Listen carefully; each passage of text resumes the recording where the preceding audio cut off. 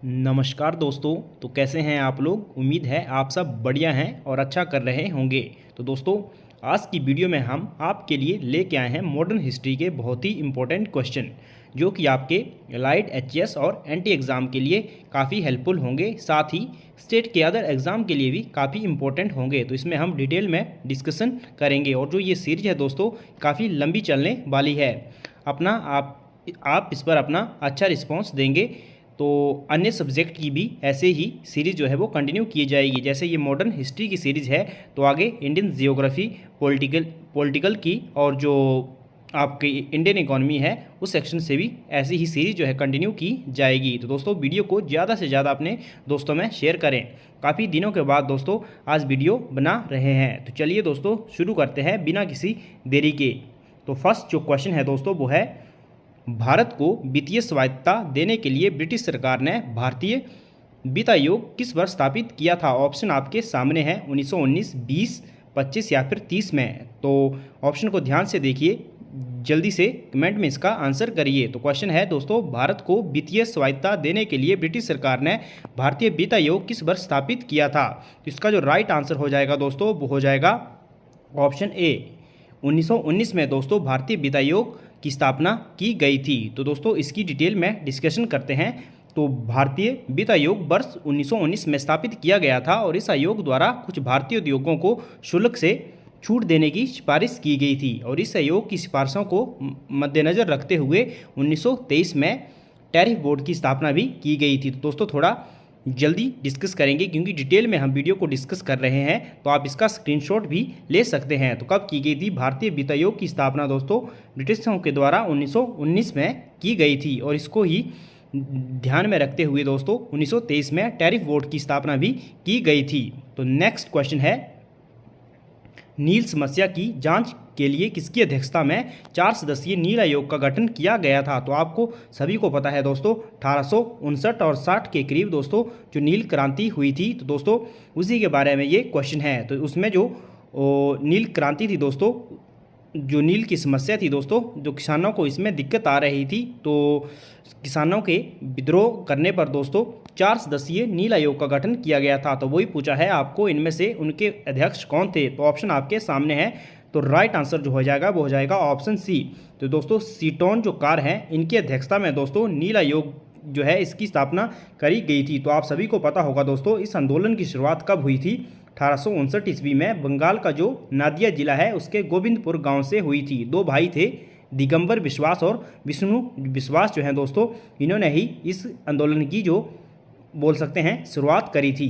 दोस्तों, इससे और इम्पोर्टेंट क्वेश्चन बन जाता है एक, मैं आपको बता दूं, जो इसका जो ये नील का जो आंदोलन हुआ था इसका विस्तृत वर्णन दोस्तों एक नील दर्पण नाटक में देखने को मिलता है। तो वो किसकी रचना थी दोस्तों? दीनबंधु जो मित्रा हैं उनके द्वारा नील दर्पण जो नाटक है इसकी दोस्तों रचना करी गई थी। और दोस्तों, इसका जो अनुवाद था इंग्लिश में वो माइकल मधुसूदन दत्त के द्वारा किया गया था। तो इससे संबंधित आपने इतने क्वेश्चन जो है वो ये याद रखने हैं। नेक्स्ट क्वेश्चन है, भारत में प्रथम समाचार पत्र प्रकाशित करने के पीछे कौन था। तो यहाँ पर मेनली पूछा गया दोस्तों, जो भारत का पहला समाचार पत्र था वो किसने प्रकाशित किया था। ऑप्शन है, Harish Chandra Mukherjee, James Augustus Hicky, Dinbandhu Mitra, Hemchandra Chandrakar. तो ऑप्शन आपके सामने है। तो आप सभी को पहले पता होना चाहिए भारत का पहला जो समाचार पत्र था वो कौन था, वो था बंगाल गजट। तो इसका ऑप्शन बी जो है वो सही हो जाएगा।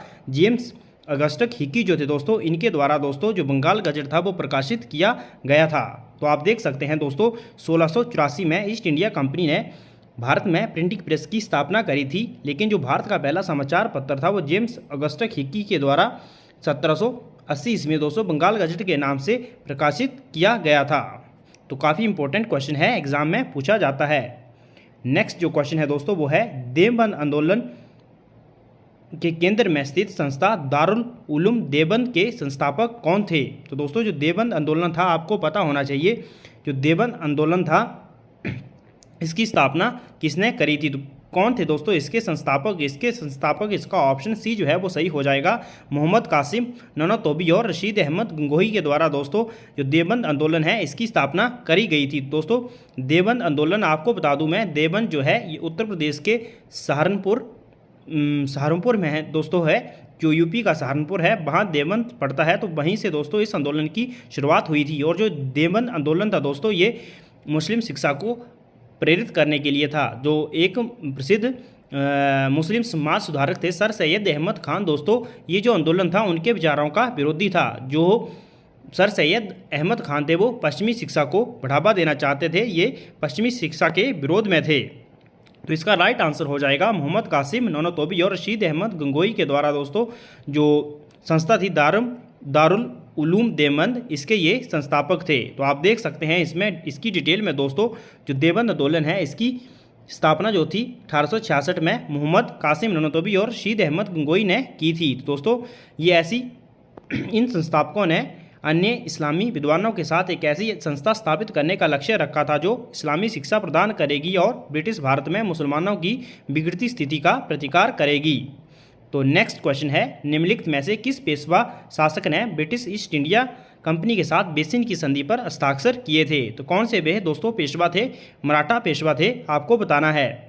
ऑप्शन ए है माधवराव, बालाजी बाजीराव, नारायण राव या फिर बाजीराव द्वितीय। तो इसका राइट आंसर हो जाएगा ऑप्शन डी बाजीराव द्वितीय। दोस्तों जो बाजीराव जो द्वितीय थे दोस्तों, उन्होंने बेसिन की संधि पर अंग्रेजों के साथ हस्ताक्षर किए थे। तो जो बेसिन की संधि है वो कब हुई थी दोस्तों? 31 दिसंबर 1802 को हुई थी। अंग्रेजी ईस्ट इंडिया कंपनी और बाजीराव द्वितीय के बीच दोस्तों ये एक समझौता था। ये मद्रास संघ के विघटन की दिशा में एक निर्णायक कदम था। तो किस युद्ध से संबंधित है ये भी पूछा जाता है। बेसिन की संधि कब हुई थी दोस्तों? जो द्वितीय आंग्ल मराठा युद्ध हुआ था उसी से दोस्तों, उसी के अंत पर दोस्तों ये बेसिन की संधि हुई थी। नेक्स्ट क्वेश्चन है, किसके प्रयास से सहमति आयु अधिनियम 1891 पारित हुआ था? तो ऑप्शन आपके सामने हैं, जल्दी से कमेंट करके बताइए सहमति आयु अधिनियम 1891 कब पारित हुआ था? ऑप्शन है बहरामजी एम मालावारी जो पारित हुआ दोस्तों 1891 में पारित हुआ था, लेकिन किसके प्रयासों से दोस्तों ये पारित हुआ था? ऑप्शन है बहरामजी एम मालावारी, केटी तेलंग, विष्णु शास्त्री चिपलुनकर या फिर लाला लाजपत राय। तो इसका राइट आंसर हो जाएगा ऑप्शन ए दोस्तों, बहरामजी एम मालावारी के प्रयासों से दोस्तों सहमति आयु अधिनियम 1891 बना था। आप कमेंट करके बताइए दोस्तों उस समय भारत के दोस्तों वाइसराय कौन थे? तो इसकी डिटेल में डिस्कशन करते हैं दोस्तों। तो बहरामजी एम मालावारी एक पारसी समुदाय के समाज सुधारक थे। उन्होंने 1908 में दीवान दयाराम गिदुमल के साथ मिलकर दोस्तों सेवा सदन की स्थापना करी थी। तो ये क्वेश्चन भी काफ़ी बार पूछा जाता है कि सेवा सदन की स्थापना किसने करी थी दोस्तों? तो बहरामजी एम मालावारी के द्वारा दोस्तों दयाराम गिदुमिल के साथ मिलकर सेवा सदन की स्थापना की गई थी। जो सेवा सदन था ये आमतौर पर उन महिलाओं की देखभाल करता था जिनका शोषण किया जाता था या फिर समाज द्वारा उन्हें त्याग दिया जाता था। तो इन्होंने दोस्तों बाल विवाह, विधवा पुनर्विवाह जैसे सामाजिक मुद्दों पर भी बात की थी। और जो इनकी ही सहमति से मैंने बताया आपको जो सहमति आयु, इनके प्रयास से सहमति आयु अधिनियम जो था वो पारित किया गया था। तो उन्होंने इंडियन स्पेक्टेटर का अधिग्रहण और संपादन भी किया था। तो इनसे संबंधित दोस्तों जो बहरामजी एम मालावारी हैं, इनसे संबंधित आपने इतने फैक्ट जो है वो याद रखने हैं। नेक्स्ट क्वेश्चन है, निम्नलिखित में से कौन सा क्षेत्र सर्वेंट ऑफ सोसाइटी का फोकस नहीं था? तो आप सबको पहले पता होना चाहिए जो सर्वेंट ऑफ इंडिया सोसाइटी है इसकी स्थापना किसके द्वारा करी गई थी। बाकी इसमें पूछा गया है कौन सा दोस्तों उनके क्या क्या मेन उद्देश्य थे, इसमें बताया गया है कौन सा इनका मेन फोकस नहीं था। ऑप्शन है जातिगत भेदभाव मिटाना, महिलाओं के अधिकारों और शिक्षा को बढ़ावा देना, ब्रिटिश विधायी सुधारों की वकालत करना, शिक्षा और स्वास्थ्य देखभाल की पहल का समर्थन करना।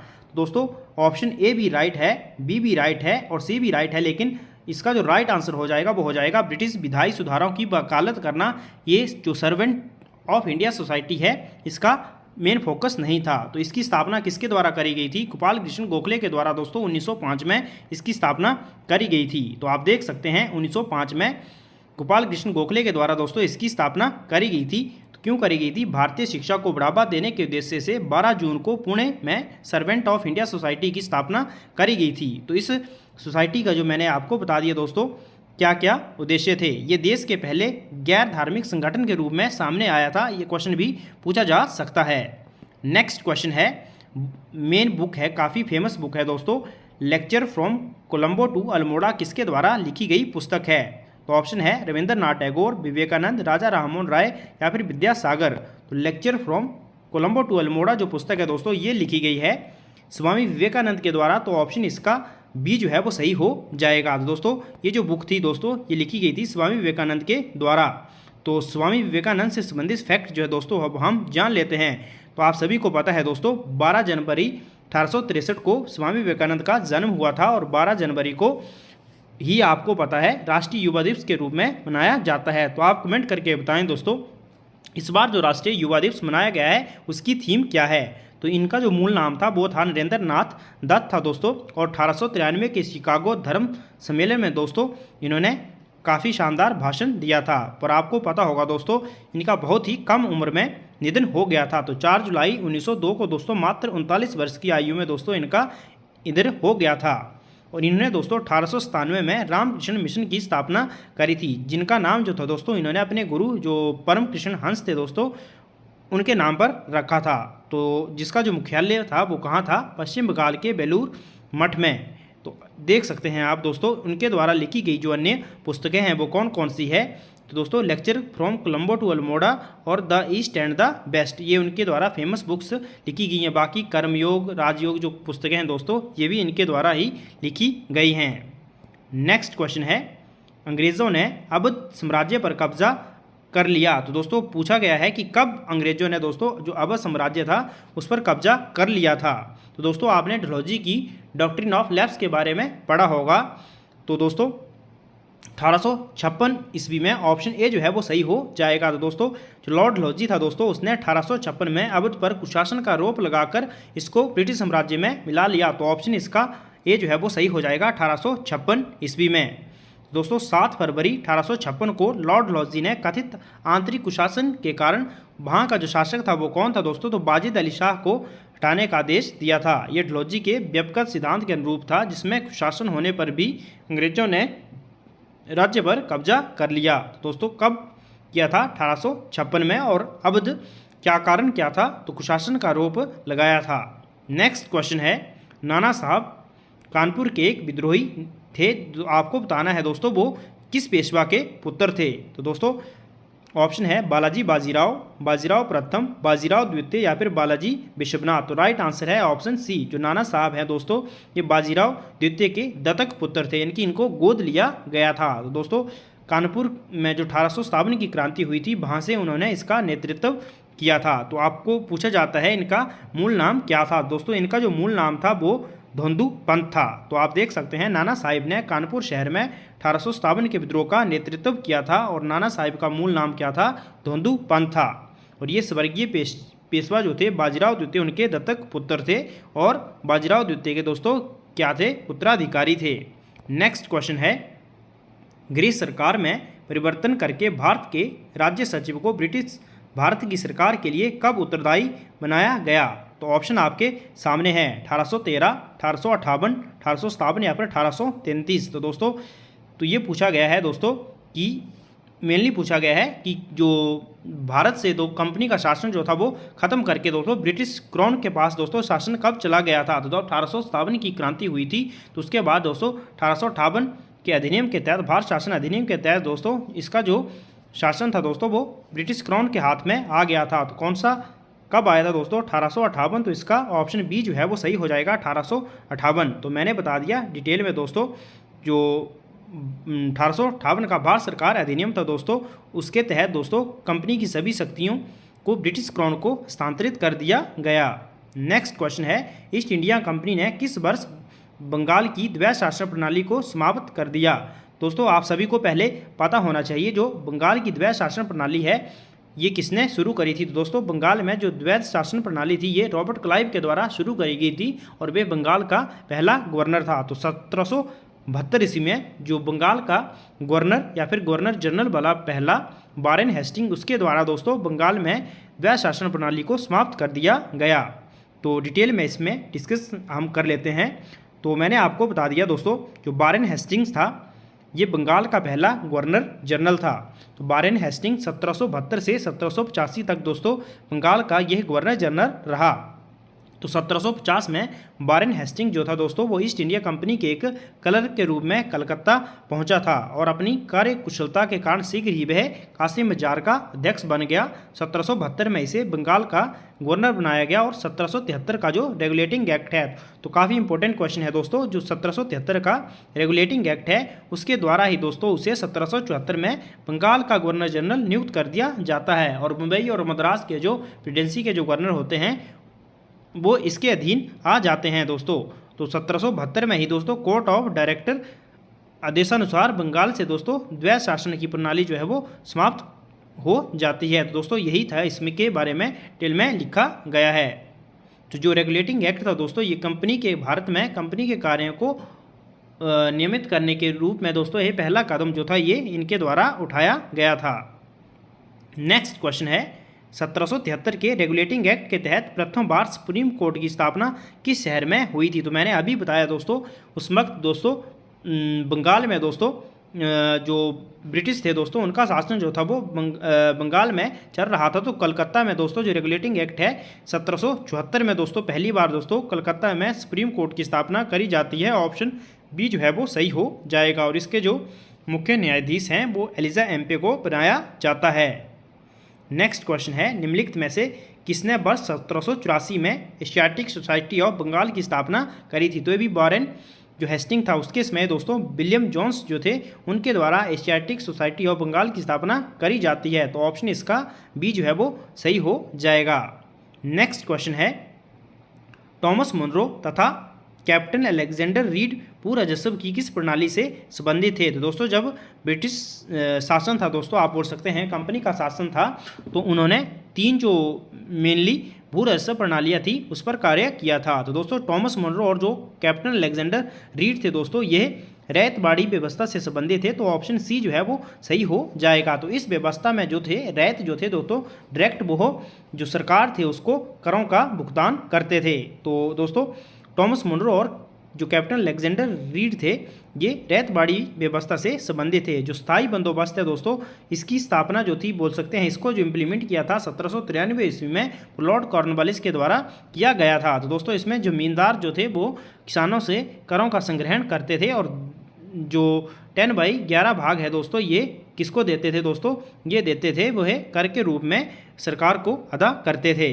तो इसके बारे में दोस्तों देख लेते हैं। तो ये मैंने आपको बता दिया जो रैयतवाड़ी व्यवस्था थी एक ऐसी प्रणाली थी दोस्तों जिसमें दोस्तों जो किसान थे दोस्तों वो भू राजस्व का भुगतान सीधे राज्य यानी कि सरकार को दिया जाता था। तो दोस्तों ये दोनों जो थे दोस्तों ये मद्रास प्रेसिडेंसी के गवर्नर थे और तब उसी इलाके में दोस्तों इन्होंने रैयतवाड़ी जो व्यवस्था थी उसको चलाया था। तो दोस्तों जितना ब्रिटिश थे उनके अंतर्गत क्षेत्र आता था तो उसके लगभग 50% हिस्से पर दोस्तों इन्होंने रैयतवाड़ी व्यवस्था को लागू किया था। नेक्स्ट क्वेश्चन है तो इसके बारे में दोस्तों बता दिया मैंने और एक थी महालवाड़ी व्यवस्था तो उसके बारे में भी डिस्कस कर लेते हैं। तो दोस्तों 1822 में जो अंग्रेज़ थे होल्ट मैकेंजी उनके द्वारा दोस्तों महालवाड़ी व्यवस्था जो थी इसका भी प्रयोग किया गया। तो दोस्तों महालवाड़ी व्यवस्था के तहत किसानों से भू राजस्व पूरे गांव की ओर से दोस्तों ग्राम प्रधानों द्वारा एकत्रित किया जाता था। तो दोस्तों जो स्थायी बंदोबस्त था या फिर उसको जमींदारी व्यवस्था उसमें जमींदार द्वारा इकट्ठा किया जाता था जो भू राजस्व था और इसमें जो महालवाड़ी व्यवस्था थी इसमें जो ग्राम के प्रधान थे मुखिया जो सरपंच होते थे उनके द्वारा दोस्तों भू राजस्व जो था वो इकट्ठा करके सरकार को दिया जाता था। नेक्स्ट क्वेश्चन है भारत में प्रथम रेलवे लाइन किस वर्ष दोस्तों शुरू हुई थी। तो 1853 में दोस्तों आपको बताना है कहाँ से कहाँ तक शुरू हुई थी। तो उसमें आप सभी को पता दोस्तों 1853 में जो भारत में पहली रेल चली थी उसमें लॉर्ड डलहौजी जो था वो गवर्नर जनरल था। तो दोस्तों ये जो रेल चली थी कहाँ से कहाँ तक चली थी दोस्तों, ये बॉम्बे से ठाणे। तो काफ़ी इजी क्वेश्चन है, बॉम्बे से ठाणे दोस्तों यह ट्रेन चली थी। तो उसमें गवर्नर जनरल कौन थे, वो थे लॉर्ड डलहौजी। तो आइए दोस्तों इसके बारे में थोड़ा सा डिस्कशन कर लेते हैं। दोस्तों भारत में 16 अप्रैल 1853 को पहली ट्रेन बोरी बंदर यानी कि बोरी बंदर जगह का नाम है बॉम्बे में और ठाणे के बीच दोस्तों दूरी कितनी थी उसकी 34 किलोमीटर की दूरी पर ये चली थी। और कौन से दोस्तों इंजनों के द्वारा ये संचालित की गई थी, तो ये काफ़ी इंपॉर्टेंट है, एग्जाम में पूछा जा सकता है। साहिब सुल्तान और सिंध नामक 3 इंजनों द्वारा दोस्तों ये संचालित की गई थी। साहिब सुल्तान और सिंध नामक 3 लोकोमोटिव के द्वारा दोस्तों ये संचालित करी गई थी। नेक्स्ट क्वेश्चन है भारत में प्रशासनिक सेवाओं के जनक के रूप में जाना जाता है? तो दोस्तों किसे जाना जाता है भारत में प्रशासनिक सेवाओं के जनक के रूप में? तो अभी मैंने बताया जो लॉर्ड कॉर्नवालिस हैं दोस्तों, उन्हें प्रशासनिक सेवाओं के जनक के रूप में जाना जाता है। तो ऑप्शन इसका बी जो है वो सही हो जाएगा। उन्हीं के समय दोस्तों क्या क्या हुआ था? तो दोस्तों उन्हीं के समय दोस्तों एक तो इन्हें सिविल सर्विस का जनक के रूप में जाना जाता है। 1793 का जो बंगाल में स्थायी बंदोबस्त था इनके द्वारा शुरू किया गया था और इन्हीं के द्वारा दोस्तों एक कॉर्नवालिस कोड का निर्माण किया गया था। और 1792 में दोस्तों श्रीरंगनम पट्टनम की जो संधि थी टीपू सुल्तान को, जिसमें इन्होंने हराया था, तो दोस्तों वो भी इन्हीं के टाइम पीरियड में हुई थी। तो इसके बारे में मैंने आपको बता दिया, बाकी आप देख सकते हैं इसके बारे में जो डिटेल है जानकारी है। तो 1793 में दोस्तों मैंने बता दिया बंगाल में स्थायी बंदोबस्त की शुरुआत इनके द्वारा करी गई थी। दोस्तों इनके समय में ही जिले के जो सभी अधिकार थे वो किसको दिए गए थे? कलेक्टर को दे दिए गए थे और भारतीय सिविल सेवा का जनक इन्हें माना जाता है। तो आप देख सकते हैं। और 1793 में दोस्तों इन्होंने प्रसिद्ध कॉर्नवालिस कोड का निर्माण करवाया जो शक्तियों के पृथक्करण के सिद्धांत पर आधारित था। और जिले में दोस्तों पुलिस थानों की जो स्थापना थी दोस्तों ये भी इन्हीं के द्वारा ही करवाई गई थी। तो इन्होंने काफ़ी इंपॉर्टेंट जो दोस्तों बोल सकते हैं काफ़ी महत्वपूर्ण जो काम थे इनके द्वारा किए गए थे। नेक्स्ट क्वेश्चन है, राजा नंद कुमार की न्यायिक हत्या करने का आरोप निम्नलिखित में से किस पर लगाया गया था? तो दोस्तों राजा नंद कुमार जो थे ये काफ़ी फेमस प्रसिद्ध पर्सनैलिटी थे। तो इनकी जो हत्या का आरोप था दोस्तों वो किस पर लगाया गया था? तो ऑप्शन आपके सामने है। तो दोस्तों जो वारेन हेस्टिंग्स थे इन पर इनकी हत्या का आरोप लगाया गया था। दोस्तों जो वारेन हेस्टिंग्स और राजा नंद कुमार हैं दोस्तों इनकी थोड़ी आपस में नहीं बनती थी। तो आप बोल सकते हैं देसी भाषा में इनकी नहीं पड़ती थी। दोस्तों इन्हीं के द्वारा दोस्तों जो कलकत्ता के मैंने बताया सुप्रीम कोर्ट के जो मुख्य न्यायाधीश थे एलिजा एम्पे, वो वारेन हेस्टिंग के बचपन के मित्र थे। तो दोस्तों राजा नंद कुमार और वारेन हेस्टिंग के बीच में इनके बीच में थोड़ा डिस्प्यूट के कारण दोस्तों इन्होंने राजा नंद कुमार पर दोस्तों जो थे फर्जी दोस्तों जो थे एलिगेशन लगा दिए थे, जिसके कारण दोस्तों इनको फांसी की सज़ा होती है और फिर बाद में इन्हें फांसी पर चढ़ा दिया जाता है। तो ये भी क्वेश्चन पूछा जाता है दोस्तों पहले भारतीय जिन्हें ब्रिटिशों के द्वारा दोस्तों फांसी पर चढ़ाया गया, तो राजा नंद कुमार इसका राइट आंसर हो जाएगा। तो आप देख सकते हैं जो महाराजा नंद कुमार थे दोस्तों जिन्हें नंद कोमर के नाम से भी जाना जाता है, आधुनिक पश्चिम बंगाल के विभिन्न क्षेत्रों के लिए वे भारतीय कर संग्रह करता थे। नंद कुमार का जन्म कहाँ हुआ था दोस्तों? भद्रपुर में हुआ था और अब वीरभूम है। ये पहले भारतीय थे जिन्हें फांसी दी गई थी। तो वारेन हेस्टिंग ने राजा नंद कुमार के खिलाफ साजिश रचना शुरू कर दी थी, क्योंकि दोस्तों उन्होंने जो नवाब था, कौन था? बंगाल का जो नवाब था दोस्तों सिराजुद्दौला, उसके साथ दोस्तों प्लासी की लड़ाई में भाग लिया था और उसकी प्रशंसा करने लगे थे। इसी कारण दोस्तों वारेन हेस्टिंग ने क्रोधित होकर दोस्तों उनके खिलाफ साजिश रची और उनके ऊपर झूठे मुकदमे दायर कर दोस्तों उन्हें फांसी पर लटका दिया। नेक्स्ट क्वेश्चन है, कविता to India my native land किसके द्वारा लिखी गई है? तो काफ़ी इंपॉर्टेंट कविता है दोस्तों। तो किसके द्वारा लिखी गई है to India my native land? Option है Henry Louis Vivian Derozio, Vidyasagar Vivekananda या फिर राम मोहन राय। तो ऑप्शन इसका ए सही हो जाएगा दोस्तों। जो हेनरी विवियन डेरोजियो हैं इनके द्वारा ही to India my native land जो पुस्तक है वो लिखी गई है। तो ऑप्शन ए इसका सही हो जाएगा। तो हेनरी जो विवियन डेरोजियो हैं दोस्तों इनके बारे में हम जान लेते हैं। दोस्तों जो हेनरी विवियन डेरोजियो हैं दोस्तों आपको पता है कोलकाता के हिंदू कॉलेज में दोस्तों एक सहायक प्रधानाध्यापक थे, प्रचाराध्यापक थे। तो दोस्तों उनके रूप में उन्होंने काम किया था। तो इन्होंने बंगाल के युवाओं को पश्चिमी शिक्षा और विज्ञान से परिचित करवाया था। आपने यंग बंगाल आंदोलन के बारे में सुना होगा दोस्तों। तो उसके जो किसने शुरू किया था? तो वो भी इन्हीं के द्वारा शुरू किया गया था। और 17 साल की उम्र में ही दोस्तों ये हिंदू कॉलेज में शामिल हुए थे और यंग बंगाल नामक का दोस्तों एक समूह का नेतृत्व इन्होंने किया था। तो आप देख सकते हैं दोस्तों इनके जो कार्य हैं। तो दोस्तों इनका जो उल्लेखनीय कार्य है जंगीरा का फकीर दोस्तों, इसमें भारतीय धर्म संस्कृति और समाज की खोज करने वाली ये एक कविता है, इसका वर्णन है। और जो माई नेटिव लैंड है दोस्तों ये भी इसी की एक कविता है जो मैंने आपको बता दिया। जंगीरा का फकीरा इसका ही एक हिस्सा है, लेकिन ये बहुत ही कम उम्र में दोस्तों चल बसे थे। यहाँ पे 22 लिखा है, आई थिंक इसमें 32 होगा। तो दोस्तों इनकी जो मौत उसका कारण भी पूछा जा सकता है। तो हैजा से दोस्तों इनकी मृत्यु हुई थी और इन्हें कोलकाता के साउथ पार्क स्ट्रीट कब्रिस्तान में दफनाया गया है। नेक्स्ट क्वेश्चन है, स्वतंत्रता आंदोलन में लतिका घोष ने किस संगठन की स्थापना वो नेतृत्व किया था? तो सबसे पहले आपको पता होना चाहिए लतिका घोष कौन थी। तो इन्होंने दोस्तों किस संगठन की स्थापना और नेतृत्व किया था? तो दोस्तों इन्होंने महिला राष्ट्रीय संघ का दोस्तों नेतृत्व किया था और उसकी स्थापना भी करी थी। तो ऑप्शन ए जो है वो सही हो जाएगा। तो दोस्तों जो लतिका घोष है इन्होंने बता दिया मैंने महिला राष्ट्रीय संघ की स्थापना वर्ष 1928 में बंगाल में की थी। ये भारत का पहला ऐसा संगठन था जिसका उद्देश्य महिलाओं को राजनीतिक गतिविधियों से जोड़ना था। इस संगठन की स्थापना उन्होंने सुभाष चंद्र बोस से प्रेरित होकर करी थी। लतिका घोष जो थी दोस्तों वो प्रसिद्ध क्रांतिकारी अरबिंदो घोष की भतीजी थी। तो वेरी वेरी इंपॉर्टेंट क्वेश्चन।